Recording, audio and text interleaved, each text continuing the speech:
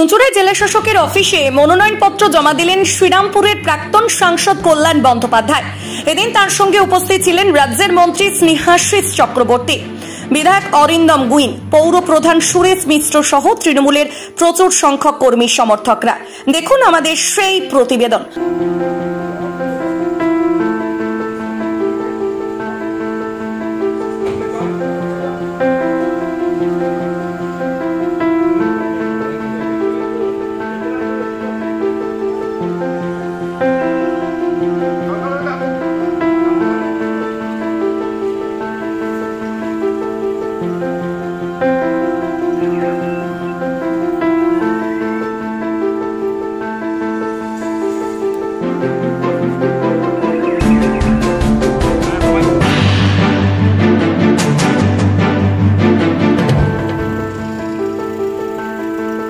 অনেকদিন আগেই হয়েছে, তো নমিনেশন পেপারটাও তো একটা ইলেকশন প্রসেসের পার্ট, ইম্পর্টেন্ট পার্ট।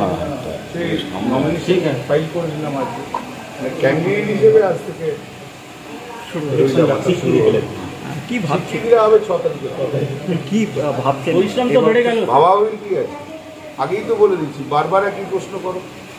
1.5 লাখের উপরে বেশি ভোটে জিতবো। এখন মানুষের ডিমান্ড হচ্ছে এটাকে 2 লাখ করতে হবে মার্জিনটা। দেখি মানুষের কতটা ডিমান্ড মেটাতে পারি। মানে এখন 1.5 লাখটা মার্জিনটা তো 100%।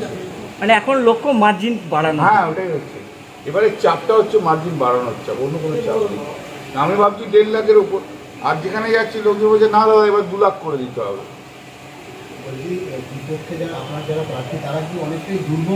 অবশ্য আমি কমেন্টই করতে চাইছেন, সবল দুর্বল আমার কোনো ব্যাপারই না।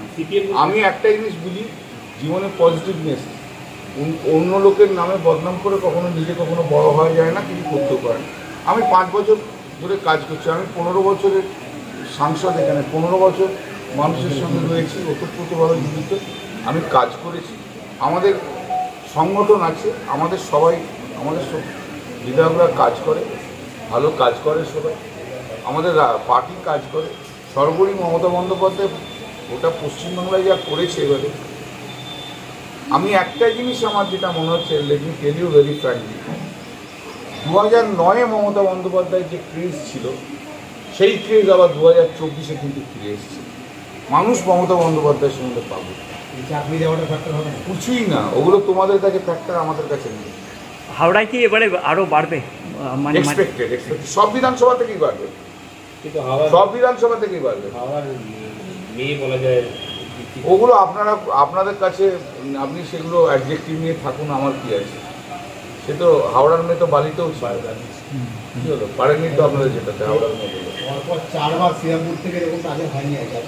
শ্রীরামপুরের এটা দেখবেন, আমার প্রথম থেকে শ্রীরামপুরের একটা পার্লামেন্টে অদ্ভুত একটা এক্সেপ্টিং 1 or 2 কেসেস হয়েছে। পার্টি যারা রাজ্য সরকারের পার্টি যারা পাওয়ারে থাকে, তার উল্টো পার্টির লোকরা কিন্তু মানে এমপি হয়। তার মধ্যে একটা এক্সেপশন ছিল আপনার যা আকবর হেরে গিয়েছিল, সেই সময় হয়েছে। 2009-এ ন্যাচারালি তখন তো সিপিএম ছিল, দ্যাট ওয়াজ এক্সপেক্টেড। কিন্তু তারপর থেকে 2014, 2019 এবং 2024-এও হবে যে পার্টি পাওয়ারে রয়েছে রাজ্যে, কিন্তু সাংসদও হচ্ছে সেম পার্টি। এটা আমার যেটা মনে হয়েছে, শ্রীরামপুর পার্লামেন্ট একটা অত্যন্ত সেন্সিটিভ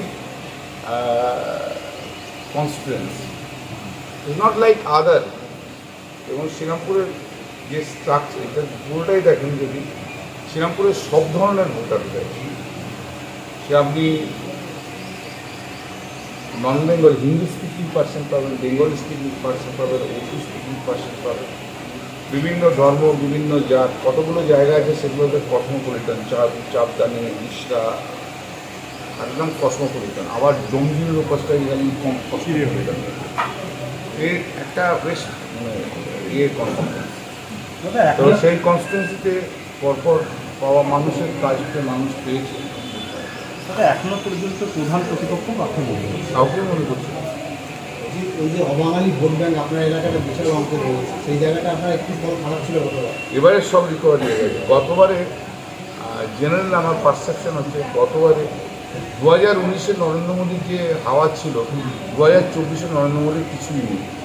তাই গতবারে যেটা ভোটটা এসেছিল বিজেপি, সেই ভোটটা বিজেপি এমনিতেই এবার নেই। একটা এক শ্রেণী ইন্টেলেকচুয়াল অভিযোগ করছে মানে জুডিশিয়ারিকে ব্যবহার করে টিএমসি সরকারকে মেলাইন করা আমি হচ্ছে, সম্বন্ধে যেটা নাজিরবিহীন ব্যাপার। আমি সে ব্যাপারে কোনো দাদা একেবারে 4 বারের রেকর্ড করতে চলেছেন, এটা কতটা না, এটা হচ্ছে আমাদের দল কতটা ভালোভাবে কাজ করে। দেখো, যে যাই করি, দিদি যত ভালো কাজ করে তবেই তো আমাদের সাকসেসের রেটটা থাকে। লিডার যত ভালো কাজ করে, ওই যে বললাম যে একটা মমতা বন্দ্যোপাধ্যায়ের গ্রহণযোগ্যতা, এবার আমি এক্সটেন্সিভলি ঘুরেছি গ্রামে গ্রামে, মানে অন্যবারের চেয়েও কিন্তু আমি বেশি ঘুরেছি। এবার এক্সটেন্সিভলি ঘুরে আমি দেখেছি যে মমতা বন্দ্যোপাধ্যায়ের প্রতি অসম্ভব বিশ্বাস, ভালোবাসা মানুষের মধ্যে রয়েছে। এটা কেউ নষ্ট করতে পারবে না, কোনো প্রক্রিয়া। যেহেতু বিজেপি এখনো চেষ্টা করে, বিভাজনের রাজনীতিকে এখনো করে, কিন্তু মানুষ এখনো গ্রহণ করছে না। বিজেপির এজেন্ডাই তো বিভাজনের রাজনীতি, আর কি আছে? বিভাজনের রাজনীতি, ইডিসিবিআই রাজনীতি, এই তো রাজনীতি। ওরা নতুন করে আর কি আছে? সেটা হিন্দু ভোটে, যেটা নন বেঙ্গলি ভোটটা আপনার কাছে এগুলো আপনারা অঙ্ক করেন বসে বসে। মাঠে যারা ঘুরি, আমরা ঘুরি তো অ্যাকচুয়ালি, তো মাঠে গিয়ে আমরা দেখেছি এসব কোনো ফ্যাক্টর না। হুগলি থেকে প্রদীপ বসুর রিপোর্ট, 24 ঘন্টা লাইভ।